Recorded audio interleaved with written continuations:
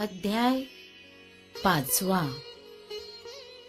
5व्या अध्यायाच्या सुरुवातीला स्वामी महाराजांचा आशीर्वाद घेऊन विष्णुबुवा नवीन कथा सांगायला सुरुवात करतात. स्वामींच्या दैवी लीला चमत्कारांचा डंका चहूकडे दुमदुमू लागला होता. जीवनातील अडचणी अडथळे मागे पडावेत अशी इच्छा धरून सामान्य जनांच्या बरोबरीनं राजे रजवाडेही स्वामींच्या दर्शनासाठी अक्कलकोटला येत होते.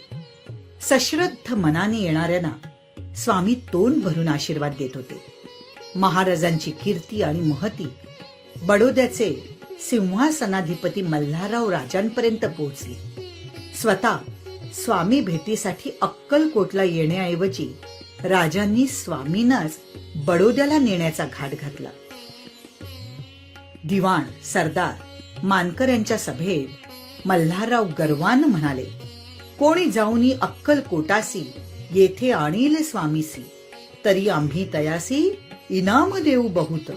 भरपूर धन आणि मोठं इनाम देण्याची तयारी दाखवूनही सभेतील एकही माणूस अक्कलकोटी जाण्यास तयार झाला नाही. शेवटी हो ना करता करता तात्यासाहेब सरदारांनी स्वामींना बडोद्याला आणण्याची जबाबदारी स्वीकारली. राजांनी दिलेली भरपूर धनसंपत्ती सोबत घेऊन तात्यासाहेब अक्कलकोटला आले. स्वामींच्या दर्शनासाठी येणाऱ्या भक्तांची अलोट गर्दी पाहून तात्यासाहेब अचंबित झाले.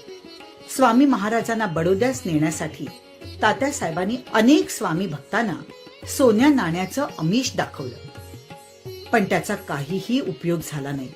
शेवटी धोरणी तात्यारावांनी चोळाप्पांना गाठलं. विपुल धनदौलत आणि इनाम देण्याचा शब्द देऊन स्वामींना राजी करण्याची कामगिरी चोळाप्पावर सोपवली. द्रव्य इनामाच्या आशेनं विचलित झालेले चोळाप्पा महाराज बडोद्याला जाऊया असं स्वामींना कळकळीने विनवू लागले. शेवटी थोड्या चढ्या आवाजात स्वामींनी चोळाप्पाला प्रतिप्रश्न केला. राव मल्हार नृपती त्याच्या अंतरी नाही भक्ती, मग आम्ही बडोद्या प्रती काय म्हणून चलावे. स्वामींच्या थेट प्रश्नानंतर चोळाप्पांनी आपल्या प्रयत्नांना विराम दिला. मात्र अपयश पदरी पडूनही तात्यासाहेबांनी आपले प्रयत्न सुरूच ठेवले.